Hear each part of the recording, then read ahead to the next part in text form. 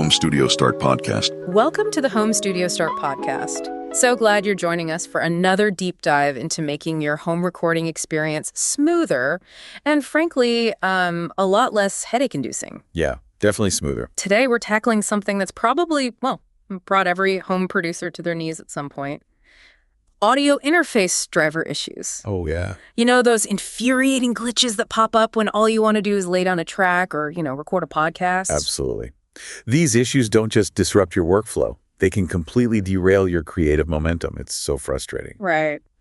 But that's exactly why we're here. Our mission today is to give you a real shortcut to understanding, diagnosing, and resolving these problems. A roadmap. Think of it as your ultimate roadmap, to a truly smooth and efficient music production experience. And we're pulling our insights from a fantastic guide by Rodrigo Marquez, the founder of Home Studio Start, whose whole philosophy is home recording made easy. Love that. It's a great slogan. His article, Audio Interface Driver Issues, Identify, Diagnose, and Resolve Them Now, is our core material for this deep dive. And we're going to equip you with the knowledge to identify those common problems like crackling audio or your interface just refusing to be seen, The worst. and guide you step by step through diagnosing them.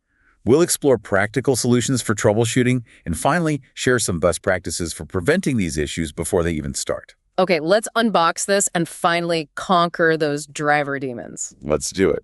So let's kick things off with the classic symptoms. What are those telltale indicators that scream, hey, this might be a driver problem? Well, the most common and arguably most annoying one is the dreaded crackling or popping sound. Oh, I know it well. Yeah, during playback or recording.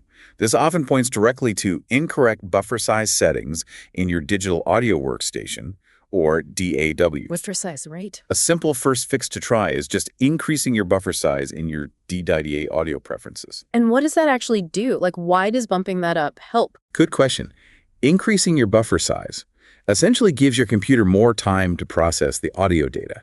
It creates a larger temporary storage area, sort of a bigger waiting room for the data. Oh, okay. And that reduces the likelihood of those irritating digital artifacts, the clicks and pops, caused by your computer struggling to keep up. Makes sense. The trade-off, though, is that a larger buffer can introduce more latency. The delay. Exactly, a slight delay between, say, hitting a note on your keyboard and actually hearing it back.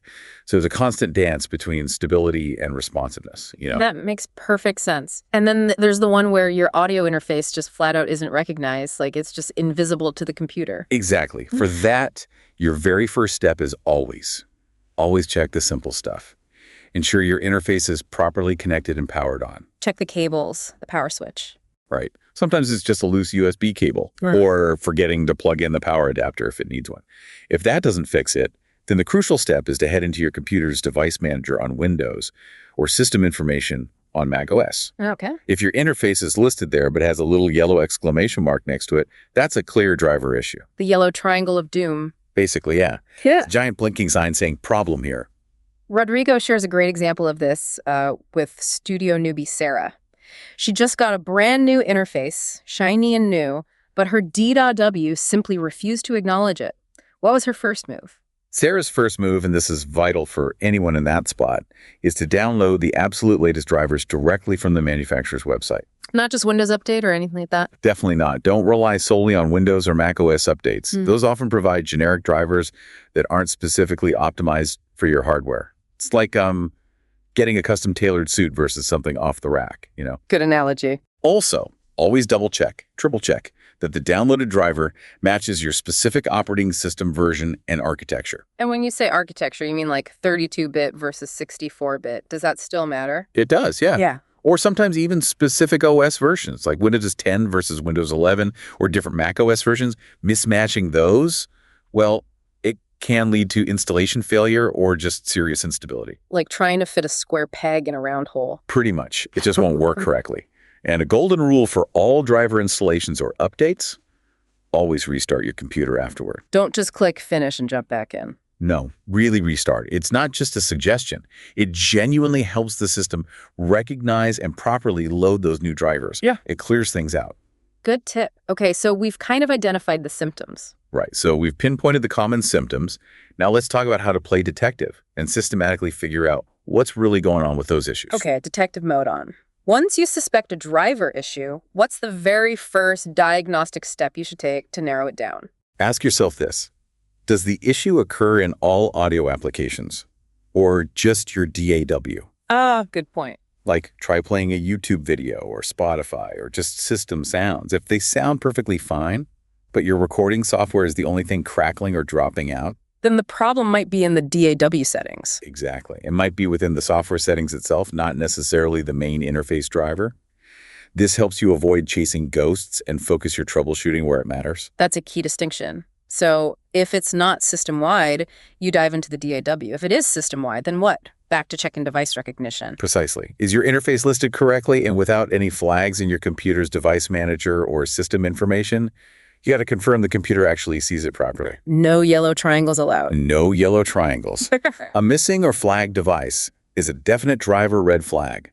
It points directly to an installation or compatibility issue. If your computer doesn't even see it, it can't use it. Simple as that. Okay, consider bedroom producer Ben Rodrigo's example. He was suddenly hit with audio dropouts.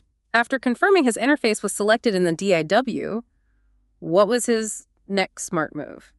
Ben's first step, which is a great habit, was opening his DAW's audio preferences to confirm his interface was selected as both the input and output device. Basics first. Yeah, it's basic but easily overlooked, especially if you have multiple audio devices. If that looked good, he went straight to driver verification. Meaning? Visiting the manufacturer's website to compare his installed driver version with the latest available one. If they didn't match, he downloaded and installed the newest version. It's that systematic approach that's crucial. Check A, then B, then C. And Rodrigo's guide provides some truly invaluable insights here, like notes on top audio interface manufacturers and how their drivers often behave. It's like getting insider info. It absolutely is. Saves you a ton of searching time. For instance, Focusrite drivers for their Scarlet, Claret, and Red interfaces often need their specific Focusrite control software. You need both. Ah, okay, it's a package deal. Yeah. And universal audio interfaces like the Volt and Apollo series usually bundle their UAD software for DSP plugins. That's important to install too. Right. Audience ID series, generally known for stable performance, but some Windows users have reported occasional latency issues, so it's good to be aware of that. Good to know. MOTU is popular, their M series, and some models have handy loopback features. Great for podcasting and streaming if you need that. Loopback. Yeah, that's useful. And RME. They're really known for excellent long-term driver support and just rock-solid stability, especially on Windows. Makes them a top choice if reliability is paramount. That kind of manufacturer-specific insight is incredibly useful. It gives you a real head start depending on your gear. So what's the final critical step in diagnosing, after checking versions and recognition? Two key things here. First, always remember to uninstall the old driver before installing a new one. Don't just install over the top. No, that can cause conflicts. A clean uninstall first, then install the new one. And critically, test different USB ports and cables. Ah, the physical stuff. Yes. A faulty cable or a dodgy, low-power USB port can totally mimic driver problems, crackling, disconnections, you name it. Especially with bus-powered interfaces, right? Exactly. Those draw all their power from USB. Externally powered ones with a wall plug are usually less sensitive, but it's still worth checking. Try different ports, maybe directly on the back of the computer if it's a desktop. Systematically eliminating these physical possibilities helps you pinpoint the true root cause. Gotcha. Eliminate the simple stuff first. Okay, so you've identified and diagnosed the issue. Now what? Let's talk practical solutions to get you back to making music. Right. Troubleshooting time. A common and often overlooked issue is driver conflict. Meaning other software is messing with it. Yeah. If you've recently installed new hardware or software, maybe a new webcam, a different audio program, even a game with its own audio drivers, it might be inadvertently interfering with your audio interface. Huh. How do you figure that out? Well, a good troubleshooting step is to try temporarily uninstalling recently added programs or disabling newly added hardware to see if that resolves the problem. If the pops disappear after uninstalling that new game, well, there's your culprit. Process of elimination again. And something I've learned the hard way, firmware updates. Oh, definitely. That's a frequent culprit indeed. Firmware is essentially the software embedded within your audio interface itself, not the driver on your computer, but the code running on the hardware. Okay. Always check your audio interface manufacturer's website for firmware updates. These often contain crucial bug fixes, performance improvements, maybe even new features sometimes. They can directly resolve stability issues or compatibility problems, especially with newer operating systems. It's like giving your interface a little brain upgrade. Exactly that, a brain upgrade. This reminds me of Home Studio Harry, another scenario from Rodrigo. Harry was facing persistent latency issues. Even after updating drivers, tweaking buffer sizes, everything, still had that annoying delay. What did Harry discover? Harry's a great example of digging deeper. He remembered he'd recently installed a new virtual instrument plugin, a synth or something. Okay. Just on a hunch, he temporarily disabled that plugin within his DAW, and bam, the latency disappeared. Wow, so it wasn't the interface driver at all. Nope, it was the plugin causing the holdup. This just highlights the immense importance of systematically isolating potential conflicts, especially when you introduce new software or plugins into your audio chain. Start disabling the most recent additions and work backwards. Smart. And power. We touched on it with USB ports, but it can be a surprisingly big deal, right? Lack of sufficient juice causing chaos. Absolutely. Ensure your USB ports are providing sufficient power. Yeah. Not all USB ports deliver the same amount, especially on laptops or older machines. So try different ports first. Yes. Try plugging your interface directly into a main USB port on your computer, avoiding unpowered hubs initially, like those little cheap hubs without their own power cord.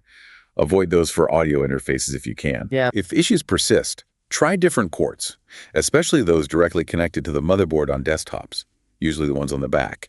And in some cases, using a powered USB hub, one that plugs into the wall for its own power, can provide a much more stable and sufficient connection. Giving the interface all the juice it needs. Precisely. And always remember to consult your interface's manual. Seriously. Read the manual. Who knew? Yeah, but it often has specific troubleshooting steps, compatibility notes, maybe default reset procedures, stuff you won't find anywhere else. It should be your first friend. Good advice. All right, prevention time. How do we stop this madness before it starts? Proactive maintenance. It is absolutely key to preventing these frustrating issues in your home studio. An ounce of prevention is truly worth like 10 pounds of cure when you're mid-session. Totally. So if you had to pick one cornerstone of stability, the absolute must-do. Keeping your drivers updated.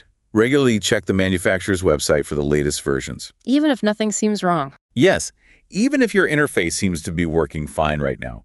New drivers often include optimizations for new operating systems, subtle bug fixes you might not notice until they cause a problem, or performance enhancements. Think of it as a preventative medicine for your audio setup. I like that. Preventative medicine. Just like you wouldn't skip software updates on your phone, you shouldn't skip driver updates for your core recording gear. That's a powerful way to think about it. Rodrigo offers another great example of this proactive approach with mixing mastermind Mary. What's her secret to avoiding these headaches? Mary's smart. She schedules a monthly studio maintenance day, like puts it on the calendar. Dedicated time. Nice. Yeah. During this time, she methodically checks for driver updates for her interface, plugins, everything. She cleans up her hard drive, deletes old temp files, maybe runs disk checks, and she optimizes her computer's performance by closing unnecessary background apps before she starts working. This proactive, routine approach just minimizes the likelihood of unexpected audio glitches popping up during critical mixing sessions. Keeps her workflow smooth and efficient. It's a habit many of us could probably benefit from adopting. That's a brilliant habit, seriously. It means you're not troubleshooting when you should be creating. What else should we definitely try to avoid doing? Well, avoid beta drivers. Unless you're specifically testing something or you're really comfortable with potential instability and bugs. Stick to the official releases. Exactly. Stick to stable, officially released drivers for your main production machine. Let other people find the bugs in the betas. Furthermore, before you jump on a major operating system update. Like the new Mac OS or Windows version. Yeah. Always confirm compatibility with your audio interface and its current drivers first. Check the manufacturer's site. They usually post compatibility info. A rushed OS update can lead to immediate driver conflicts and significant downtime. You might be stuck, unable to record until new drivers are released. That's a nightmare scenario. Avoid.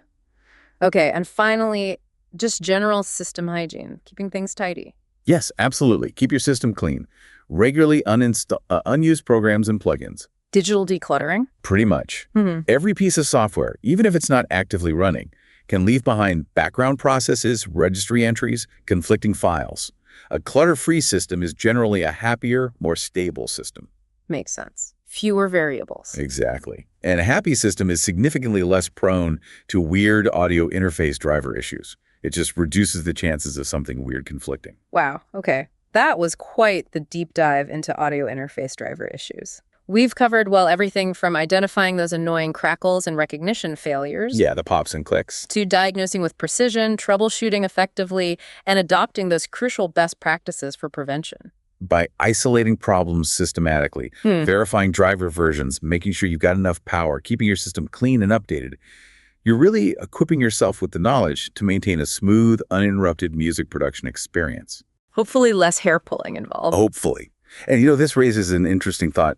How might applying these systematic troubleshooting skills, that logical step-by-step approach, translate to solving other technical frustrations in your life outside the studio? That's a great point, that methodical process. Check the simple stuff first, isolate the variable, test. It works for so many things, right? Not just audio gear. Absolutely. The principles are often universal. Well, we hope this deep dive, guided by the wisdom from Rodrigo Marquez at Home Studio Start, empowers you, our listener, to tackle any driver issue that dares to come your way. Now go forth and create. Be confident that you can master your audio interface and keep that creative flow going strong. Thanks for tuning in to the Home Studio Start podcast. We'll catch you on the next deep dive. See ya then.